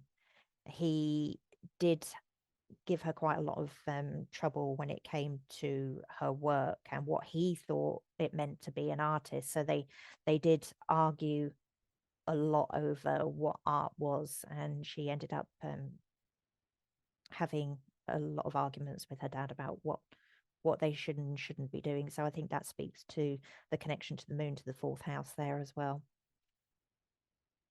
Now, you can, if you really want to, put the two charts together and mush them in like this. Now, I wouldn't do it this way, but if this is how you want to, then you can do this on astro.com and do the by wheel. And if anyone needs any help with that at a later date, then come to me and I can show you how to create that chart. Okay. So this is the chart of Indira Gandhi, who was at one point, for quite a while, the head of state of India. And she had a situation later on in her career where there was a massacre of many Sikhs in the Golden Temple that was obviously quite horrific. And in revenge to her, it being said that she had something to do with that happening, her 2 Sikh bodyguards actually assassinated her. So if you look at the moon being her body in the 6th house, I think that speaks to that really, really strongly. Already, you can see that that's happening. So if we look at the 12th part chart, you can see that not only is the moon connecting into that 6th house, but Mercury and Saturn is also connecting into that 6th house. So she's got a lot of energy going in there. And I, as I was saying earlier, if you're looking at a planet that's moved into a sign in those first couple of degrees, then that's that strength of that sign and the strength of, obviously, Saturn's here in the 12th part chart, connecting into a place where it's already got a lot of strength, where the moon really isn't happy either. And I'm not saying that, anybody who's got the moon at that placement, it's the end of, because that's clearly not the case. We don't take things out of context. Everything needs to be looked at in a bigger whole. But in Indira's case, this did actually speak really strongly to the circumstances of her death. So you can see that very clearly there. Right, okay, on to, all right, this is my last example, and as I said, I love being able to find my favorite artists and their charts, as I'm sure you all do. Now, as I was saying earlier, rectification charts, is it possible that we could use the 12th parts for people who come to us who are a little bit unsure of when their time of birth? And I have actually something to read to you from a Nightlight student, which is beautiful. So I have asked her if I could have permission. This is from Eileen Sullivan, who is a midwife, a doula, and as I say, she's a student at Nightlight. So if you're here, Eileen, thank you. And I asked her about the moment of birth and what that, how we can determine that exact point. And this is what she told me. She said, first, for accuracy's sake, traditions do differ, and there are some who set birth time as when the entire body emerges. I think it would be possible to make an argument for either head or full body being right, and sometimes I felt babe be intensely present with us as its head emerges. Other times babies can seem a little stunned and not fully present until some moments after their entire bodies are out. It's all very individual. And with regard to the purely mechanical timing, be aware that both times are typically noted in the birth records. In other words, both the time when the head has fully emerged and when the body fully emerges and are charted. So depending on the filer, either one could be put on the birth certificate. So why both times? Ideally, attendants keep track of the elapsed time from birth of the head to the emergence of the baby's full body, because that's potentially the time of maximum compression on the umbilical cord. The cord lies between the baby's body and the mother's pelvis, and the baby is equally compressed, unable to expand its lungs fully. So for safety, the elapsed time of potentiality lowered oxygenation is tracked. and an attendant will intervene to resolve the situation if too much time passes. So the last note, while it's probably heresy to admit it, there are times when even at a hospital birth, nobody gets any of those times down. And sometimes it's just chaos and everyone is far too busy with more life or death tasks. Or conversely, things are so blessed and beautiful that everyone gets swept away into the liminal space and forgets the mundane world with all its clocks and forms. So whenever anything like that happens, we have to just make a best guess during the after action review.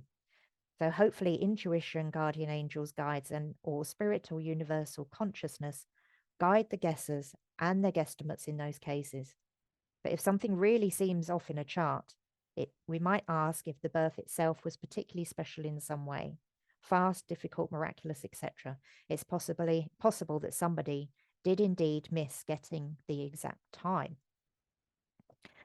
So looking at rectification charts and bearing in mind that an ascendant like this one here of Kristin Hirsch, if she'd been born and her time had been noted, less than 2 minutes later, she would have been a Scorpio rising person. Now, if anyone knows her, she's the lead singer of the band The Throwing Muses. I did actually go and see her a couple of weeks ago, which was amazing because she is amazing. But if you read any of the bios about her, she's classed as a folk singer, a rock singer. She's got many different facets to her. She is very much out of the music business. She doesn't like the music business at all. So you could look at the Mars in full there and say, well, yeah, that speaks to that, very possibly. But she had a head injury. She got knocked off of a bike when she was 16, and it created this situation where she's got synesthesia, so she can see music in color. And she has this, she has complex PTSD. She's had all sorts of things that she's had to deal with in her life. But when she sings, she goes into this mode, and you can see in this picture, she's staring. She's got bright blue eyes. She's really, really staring. And if you read descriptions of Scorpio as a character, then I think that speaks to her. Now, you know, we can look at anybody's chart and say, well, yeah, we can fit that to suit, you know, us. But I just thought it was interesting to bring this chart up just to show that it's possible that we could use that in our consultations with our clients if we feel that if we've got a situation like this where we can maybe give them a little bit more insight. So just very quickly, this is her 12th-part chart. So as I say, I don't use the degrees and the aspect version of this. You can, if that's how you want to do it. I'm using it really for the ascendant and for looking at where certainly the moon is, because the moon moves so quickly. So if you've got a chart, you know, again, going back to what Dorotheus was saying, if the moon is our body and our fate and our fortune, then we need to know where the moon is. And, you know, we've got moon in Capricorn here, so it speaks to, again, body problems and all that. But anyway, all right, so right, so I decided what would her chart look like if I progress that ascendant 2 minutes, and it was less than 2 minutes, and it gave us this, you know, alternative version of her chart. I don't know whether she'd be impressed with me doing that to her, but there you go. Okay, so that is it. And I think, you know, I've given a lot of information and various different ways that you can use this,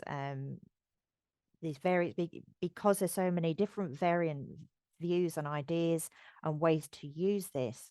I think that it's possible that you can all at least have a look at these, you know, when you're looking at charts that you're interested in and seeing how it works for you. And I would love to hear from you and see if you find this works. I've certainly tracking the ascendant when you're doing something, like the example I gave you of the of the vehicle document. You know, for me, that just was exactly what I was thinking of at the time, was thinking, you know, where's my document? Oh, it's lost, you know. So it can really be something as simple as that, or you can take it as far and wide as you want it to, you know, it's entirely up to you. But yeah, I'd love to hear from you. And this is me if you want to contact me. As I say, would love to hear from you and anything that you've got to say. I hope everybody enjoyed the talk, and I hope everybody followed what I was saying. You know, we've got a little bit of time for Q&A, and just quickly I want to show you my bibliography, and yeah, we're done. Stop share. There we go. Okay, wow, thank you, Saffron. This was great. This was great. Fascinating. It was a lot. You went really deep into some of the techniques, and you gave an overview of a couple of techniques. I think this was an advanced class. I think people will agree with me that I say that this was advanced study. So just before we take some questions, because we had a couple of questions coming in just about the technical bits. Some people were confused about the two charts that we were seeing on the screen. So if I can summarize it, and please correct me if I'm wrong, because I'm not familiar with this technique either, but the way I understand it is you showed us that table of all of the dodecatomoria. I'm pronouncing that wrong, but you know what I mean, the 12 parts. And so we look at planets in our natal chart, and then we see where they fall, in which 12th part they fall into. And then basically what the software is doing, it is putting all of those planets into their 12 parts. And that's the second chart that we were looking at. Is that right? Yes. And that's, even though obviously I needed to show it to you so you could see where the planets were, I anticipated being a little bit confusing, and I do understand that it is that. But if I, like with the one where I put them both together for 2 and it makes it even more confusing, because then you start looking at the aspects, and that's not really what I want you to be looking at, because we're looking at the planet and its availability to access another house. So that's what I was trying to show there. But yes, it is I get that that's a little bit confusing, but I'm hoping that, you know, when people, you know, go back to study the charts, look at where these things lay for them, have the table for them, that they'll actually be able to understand, you know, what we're saying. And also, if people get this Ben Dykes's book, because he's laid it out so beautifully in the chart, you can go to, so I'm just gonna, I mean, this is actually another way that you could use these. You can use it as a divination tool. Oh, you can pinpoint, right, what am I looking at? I'm looking at the third 12th part of Scorpio is Capricorn. So if a planet, if the ascendant, shall we say, we'll just keep it simple. If the ascendant got to 5 to 7.5 degrees in Scorpio, then it would be a Capricorn 12th part ruled by Saturn. So Saturn would be ruling that 12th part. And Hephaestion said that 2.5 degrees would be the idea would be something about crowds or a fight and a dangerous unpleasantness. I'm sorry I picked that one at random, but that's how there are better ones than that. You know, but we're talking about Mars and Saturn. And again, you know, that's what we're doing. We're putting the ruler of the places. So what you're doing, right? This is how I'll explain it. You work at a corporation, and you've got Jupiter is in charge of your corporation. You're in Pisces. You've got Jupiter there, and then you work through the bounds, and maybe you're in Saturn's bound. So your big boss is Jupiter, but your direct boss is Saturn. So the corporation that you're working for is great, but Saturn's the one who's actually in charge of your day-to-day running of your work environment, shall we say. So you've got that idea of which dignity are you in, what who's ruling what, and how much power do these planets have. And if you're looking at a 12th part, then that gives you a very it pinpoints who's in charge of those 2.5 degrees, and then being able to connect to the signs that that sign, so Capricorn in that example. So you've got direct access to Capricorn via being in Scorpio, even if you don't have a planet in Capricorn. So it's that going through the wardrobe or the looking glass, or you haven't left. Yeah, it's Yeah. this the secret places. Yeah, we like that. Yes. Saffron, could I trouble you and ask to show us how you pull up that chart in Astro? Yes. So you're using astro.com, so I'll give Yeah. you a minute, take your time. But I think it would be helpful for everyone to see what kind of settings that we need to use. So everybody go to astro.com if you want to pull up a chart like that, and then we will be able to follow along with Saffron, and then we can do our investigations, our detective work with the 12 parts. Yeah, everybody's going to be going to their ascendant going, who rules my ascendant? There's one thing that I didn't mention, and this is another way of using the 12 parts. Now, whether or not it works for me in my chart, but I don't think it works for everybody. But the moon, it said that you could look at the place of the moon and determine, I think it's either the moon or the sun or the luminary that is in the sect in favor. So it sort of works, but doesn't, because I'm a day chart, but my moon is in Virgo, and my ascendant is in the Virgo of Sagittarius. So my moon is connected already to the ascendant. Right. But it's in that place. So right. Okay. Right. Let me share my screen again. Because we do have your table that you shared. Yes.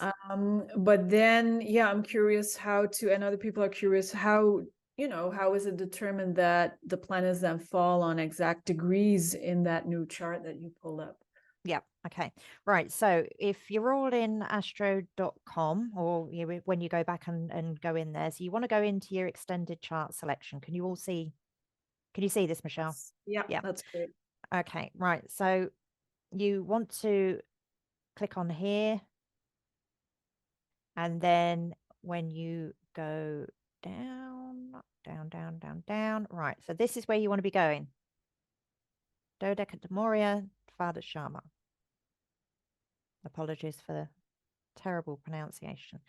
You show the chart, and then this is, there you go. I'm showing you me. Okay, so these are my 12 parts. So as I said, the moon, my ascendant is Virgo. My ascendant is Sagittarius, sorry, but the 12th part of the ascendant for me is in Virgo, and my moon in the radix chart is in Virgo. So that was what I was saying in another way. That idea, and that's why I didn't put it in the presentation, is because I've looked it up, and it works very, very rarely that does come up, but you will find that in some of the texts. And I can't remember off the top of my head who put that on, but that was an idea. But so all of my planets here are in different signs in the 12th part chart. Is this making sense? Because my Mars is in Aries, but it's in the 12th part of Capricorn. Yay, Mars for me. Yeah. So what does it mean? Like you gave that example of Mars in the 5th house in your natal chart. Yeah. So you have the sun who's a medic in the military. That's the example you gave. Yeah. And so now we see that Mars was actually in the 12th part of Capricorn. Yep. So here in this 12th part chart, we see Mars in Capricorn. It's exalted here. Yep. What would you say about that? What kind of clues would that give you, if it's not too personal, and if you're comfortable sharing, of course? Well, you then take the idea of what does Mars do in, so for me, Capricorn is my second house. So what would Mars do in, and how would you speak to Mars in the second house? Well, you would say that that's financial. I would agree that that's financial. I would also agree that that's not really, because Mars is the planet contrary to the sect in favor. It's my malefic. You could say that I've had some ups and downs with finances. You know, it's not been it's yeah, I can definitely say that. So that's where you would take it. You would take it to give the house a, why is it, you know, I used to say to people, I believe I've said this to you, Michelle, you know, what is it about this I have this problem with 24 degrees Capricorn. And every time the moon hits 24 degrees Capricorn, I tend to have a little bit of an issue. And certainly when Venus hits that point. So I think it's possibly that we've got this connection here to Mars. That's how I'm reading it, you know. But it also speaks again, you know, as I say, I've got Mars in domicile, but I've also got Mars exalted. So it's a really, really strong energy of Mars. I also have Uranus opposite Mars, so it does make for explosive temper. Well, Melissa says in the chat box, Saffron, Melissa says the moon is about to hit that point today. Yes, I know. Yeah. I know. Yeah. Yes, thank you, Melissa. Okay, so that's really interesting. Thank you for that example, Saffron. I think that's really clarifying. So you go to you see where that falls into in your natal house as well. So you move back and forth back to the natal house. Okay, I hope that is clarifying for some of our listeners today. Please let us know in the chat box, and maybe we can move over to a little bit of questions in the Q&A. Nadia asks, is this the same as DWAD? DWAD. Yes. Okay, wonderful. Yes, good. So we just looked at the settings. Yes, but I don't know, in further answer to Nadia, I am not a practitioner of Jyotish, so I cannot speak to how that's used. So for me, I can't say if there's a difference. I do believe that in the Jnana Vajradika, there's quite an extensive amount of information in there, but I don't have that text myself. So if anybody does have that and wants to share information, then I'd love to hear from them. Obviously, we've all got, as astrologers, long lists of books that we want to buy. Yes, absolutely. Okay, so here's a question. Are there any examples of how to interpret the 12th part of the ascendant? I think that should say when the corresponding part of the chart, that is 5th house in your example, is occupied by a planet. And does it matter if the planet occupying that part of the chart is not the ruler of it? That is, if the 5th house had the moon instead of the sun that rules it. Does that make sense? Yeah, it does. And there are, I can't remember again which text, I've read so many of them, but yes, if there is a planet there, then you use that as well, because the planets then got access to the 12th part and the sign, so that planet then can do a bit of traveling through the wormhole, if you like. Yeah, okay. So, yes. Thank you. Okay, do you know how yeah, that's a question I had too.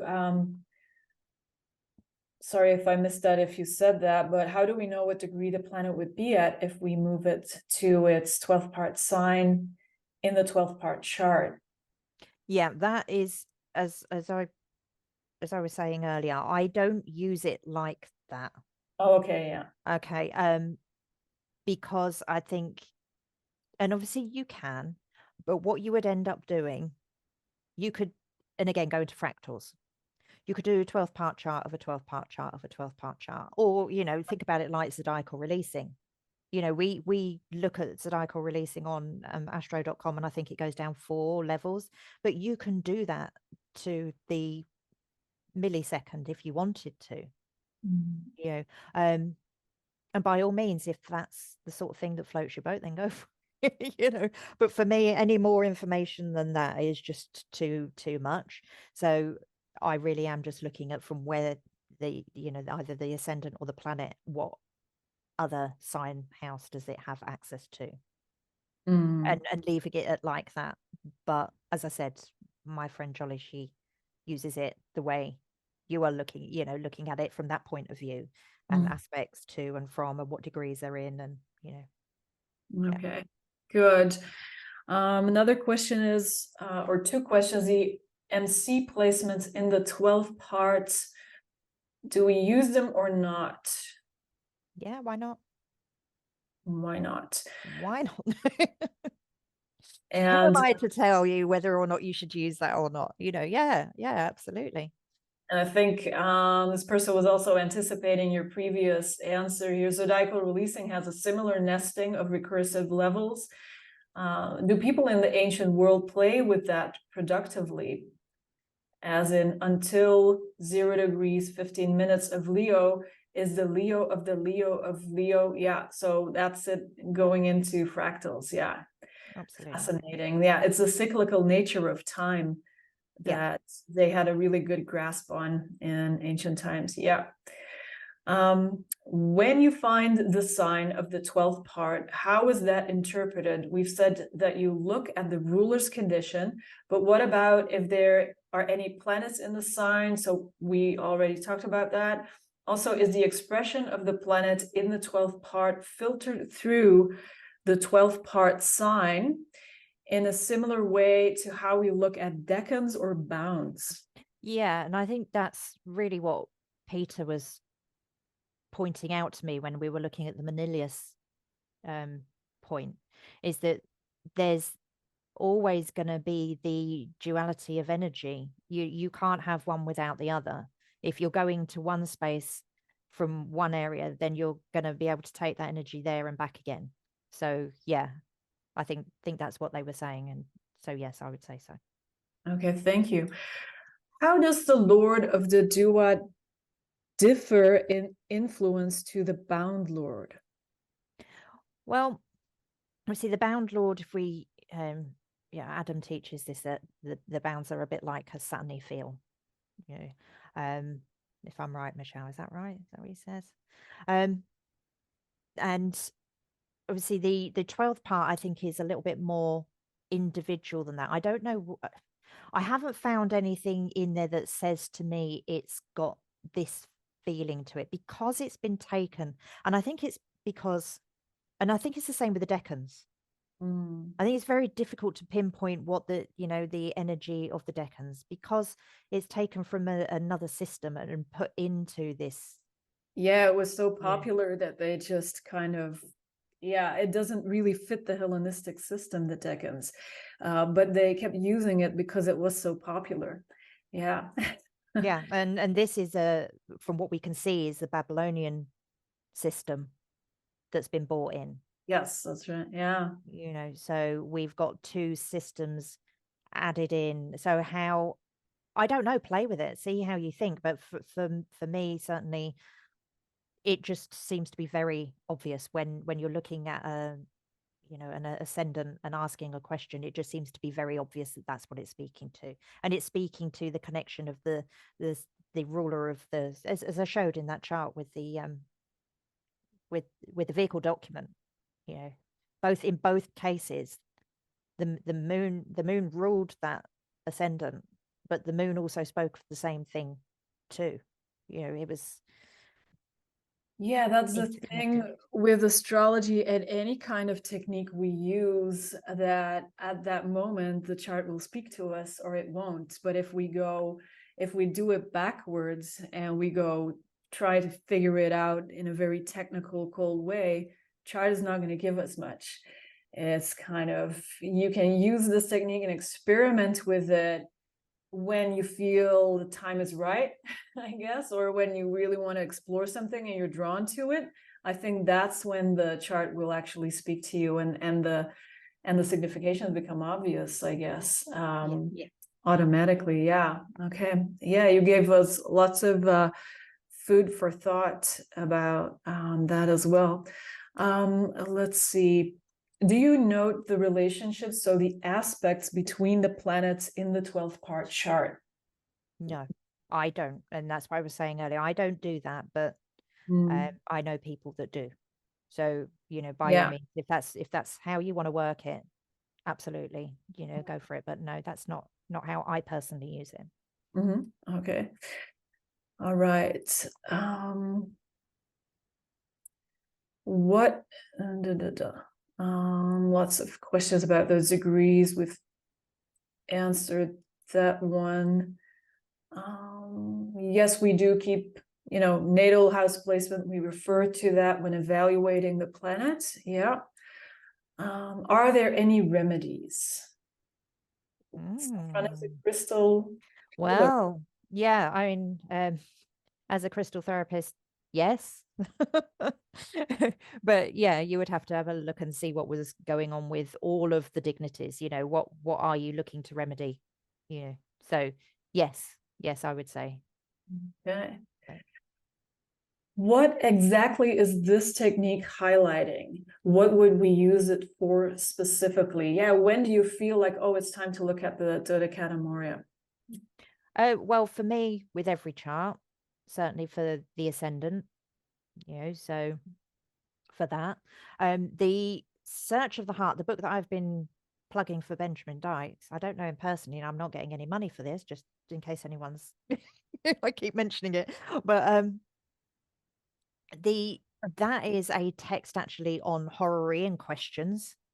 So the idea was that you would use it for those pre-consultation charts to work out what was at the heart of the question rather than what the client was actually telling you. So it's giving you that very slight difference in a chart, because you would maybe pull that up 10 minutes before your client sits down. They tell you one thing and you're going, well, actually, I think that you're probably here for this. Whether you tell them that or not, you don't have to tell them that, but you may find that the chart actually tells you what comes out later from the client, and you can go, oh yeah, well, I was expecting that. You know, gives you a little bit of a little bit of extra foresight, just in case us astrologers didn't need that. But also, you know, like I say, if you've got a client who's got a really debilitated planet or ascendant or whatever it may be, you know, maybe look at the 12th part and you can reassure them that they've got this access to another place in their chart that they didn't know they had. And it could be that they've got access to the 11th house, and all of a sudden, you know, that this is why you can find connections with friends and, you know, associates, and you can be supported, you know, financially in your business, or, you know, whatever it may be. You know, you can use it for anything, like any part of, you know, astrology system. Use it, you know, try it out. Somebody's not clear about the 12th-part Lord.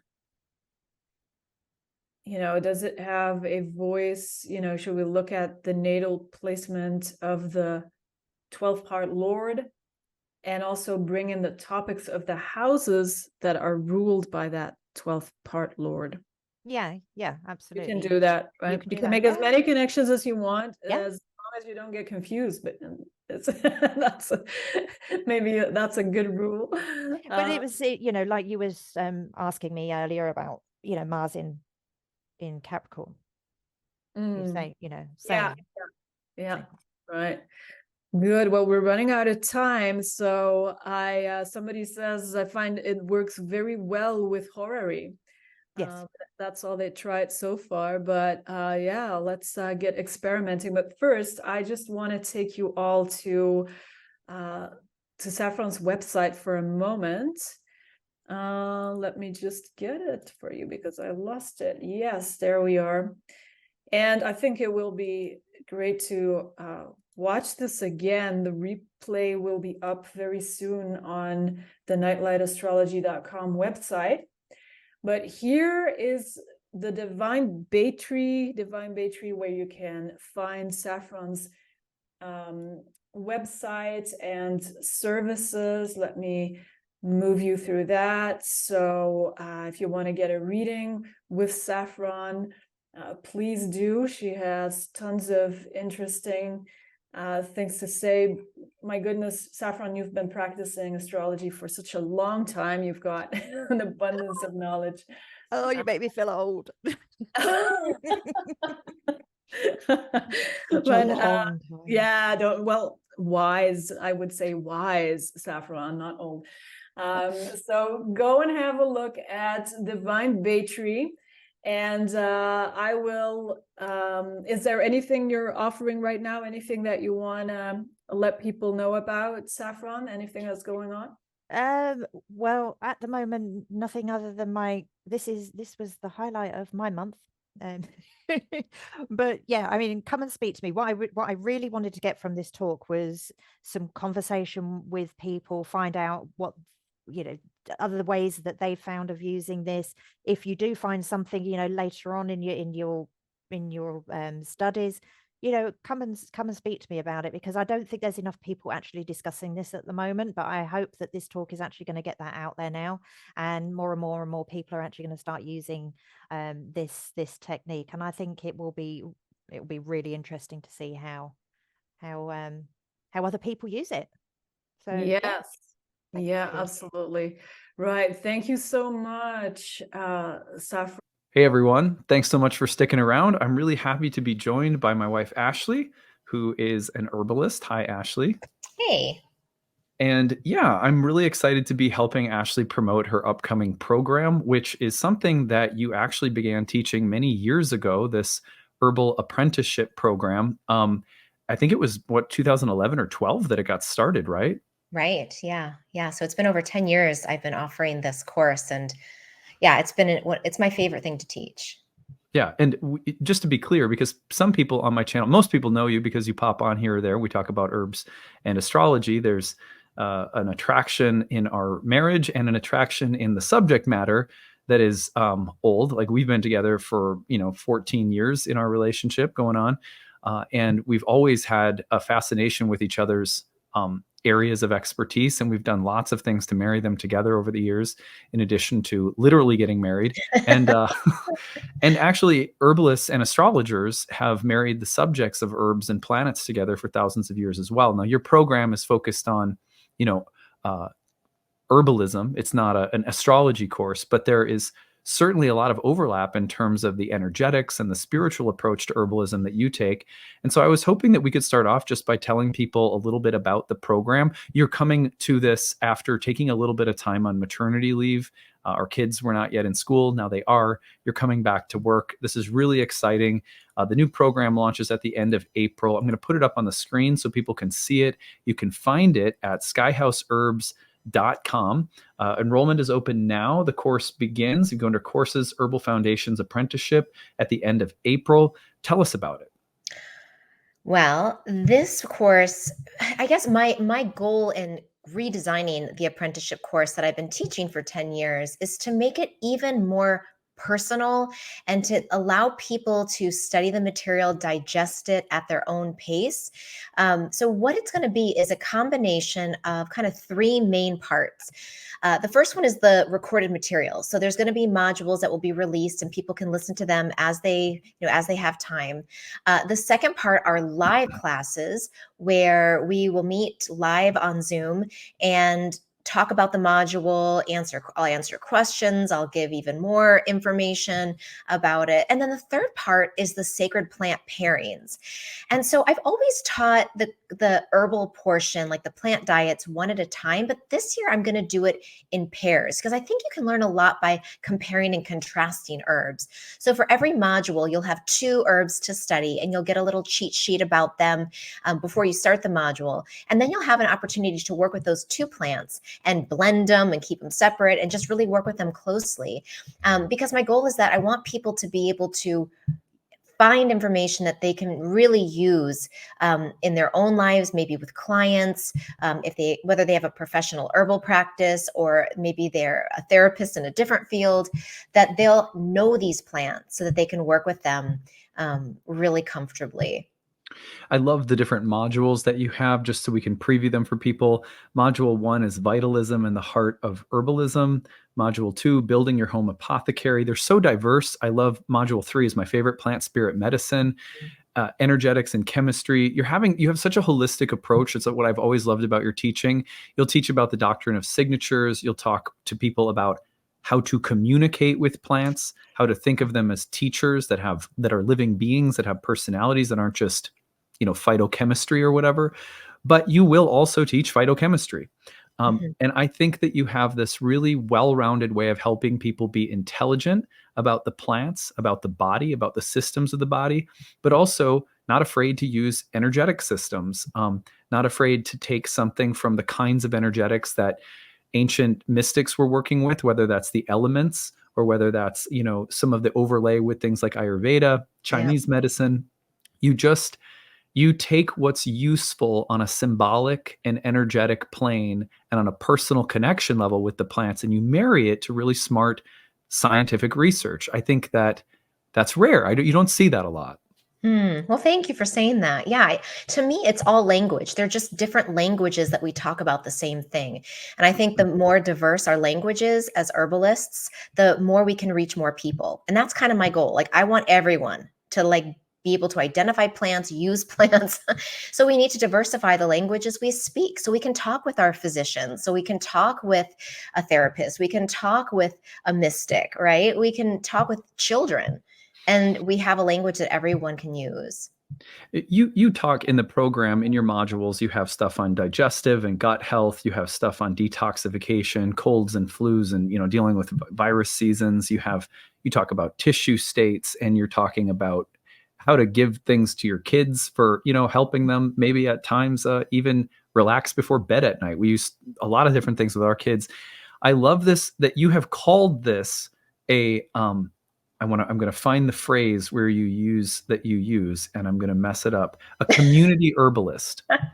What is a community herbalist, so that people can understand that definition? Because sometimes people might look at a course like this and think, gosh, unless I go to an accredited university for 8 years and learn all about chemistry, I have no right or business suggesting herbs to people or using herbs. That's just not true. And that's not the history of how folk herbal medicine has been used or taught. So what do you mean when you say community herbalist? I think you said it perfectly.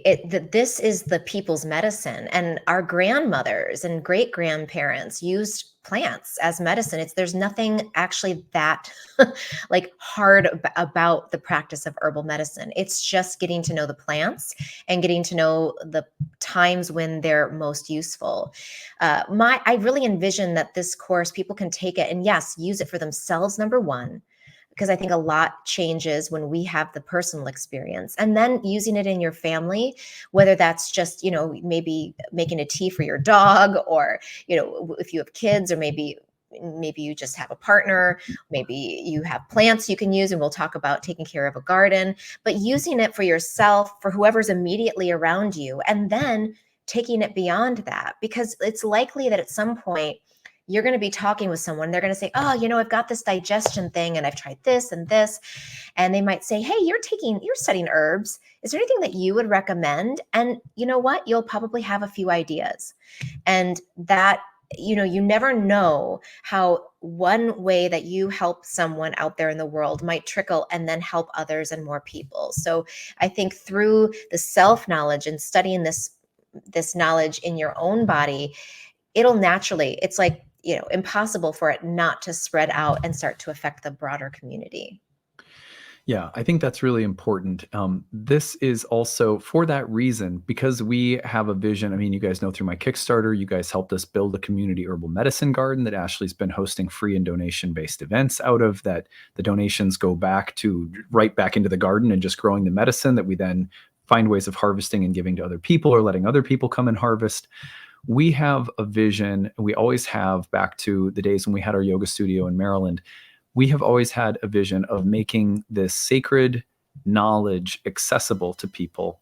And that is both there in this program in terms of the way you're framing what it means to be an herbalist. It might mean that you're a professional and you see clients, and you could continue beyond this program developing the skills to do that. This would certainly set you up for success. You could also go forward and be someone who uses what you know with friends and family and yourself. And that's an incredible set of tools to have.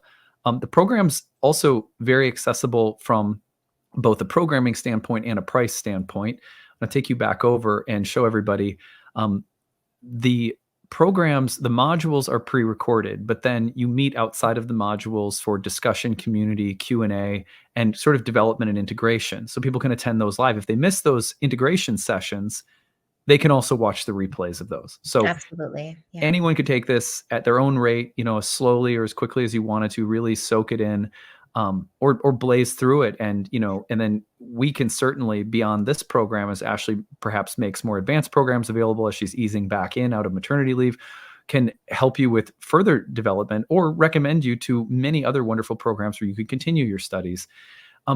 We want this to be accessible. We want community herbalism to be, as simple as being able to show a friend a couple of yoga stretches. We should be able to show each other herbs, and just, hey, this is a helpful herb to use. Also, accessibility price-wise, we have an early bird enrollment, and we have standard enrollment. And then we have tuition level 1 assistance and tuition assistance level 2, which break out the affordable tuition into different levels of affordability. And you can kind of identify where you're at if you're someone who wants to take this program, but needs to work within your means and not hurt yourself doing it. And then for those who can pay, we ask that you use standard or early bird enrollment. And that's the same thing I do for all my astrology programs. So we try to keep it super, super accessible. The Herbal Apprenticeship program starts April 24th. I know Ashley's super excited to be getting back into teaching too. I also would like to offer Ashley just a chance to tell everyone a little bit about, before we end here this interview, tell everyone maybe a little bit about your own background, who you studied with, what your influences are, and just anything else you want to say before we cap it off. Ooh, okay. Well, I think, I started off as a kid playing in the woods, mixing perfumes and potions. And then I went on to study environmental science, where I studied organic chemistry and restoring native wetlands. And really from an environmental perspective, that's how I got into herbalism. And then after, I realized after working on the restoration piece and joining a lot of earth advocacy groups, that the problem's not with the earth, but with the people not understanding the value of the earth. So then I started going into holistic medicine. I graduated from University of North Carolina, Asheville, with a degree in interdisciplinary studies. And I went on to get my that was my undergrad. And then I got my master's from the Maryland University of Integrative Health. It was then called Thai Sophia. But my teachers there, I had such a great blend of teachers, really scientific minds, like Simon Mills from the UK and Kevin Spellman, who is like a chemistry genius, who's also an Ayurvedic practitioner, who studied with Dr. Vasant Lad. Matthew Prisco, medicine maker from Galen's Way out in California. So I had a really wonderful, diverse variety of teachers in that 3-year full-time master's level program. And then after that, I went on to study with Matthew Wood pretty intensively because I liked his energetics. I liked the way he spoke about the plants and his personal experience working with low dose, drop dose medicine. And he has had amazing he's done such amazing work herbally with just using that method. And gosh, I could I've got a lot of herbalists in my David basket. Duke comes to mind, and Jim Duke. Or Jim Duke, sorry, my Jim bad. Duke, Margie Flint, Rosemary Gladstar is like, I've only done one herb walk with her, but it was amazing. So, I have shelves of herbal books and people who I just adore. Yeah. And yeah, I just feel really grateful that I've had that blend of the science and the energetic herbalism and the traditional herbalist perspective as well. And I try my best to blend them together and to give everyone a really diverse yet integrated herbal studying experience.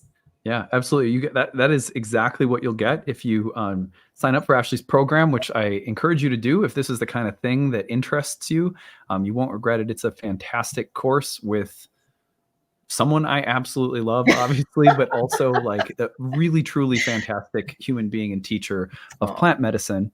And if you want to learn more about her, see her work, get to know her a little bit, check out her YouTube channel, Skyhouse Herbs, where she publishes weekly on plant medicine, plant energetics, and also on Instagram, which is Skyhouse Herbs. So the apprenticeship program starts April 24th. I wanted to get Ashley on, brag about her program, turn you guys on to it. Thank you so much for being here. And I'm sure that we're going to see some people from the Nightlight astrology world getting introduced to you and all of your magic. I would love that. Thank you. All right. Take it easy, everyone.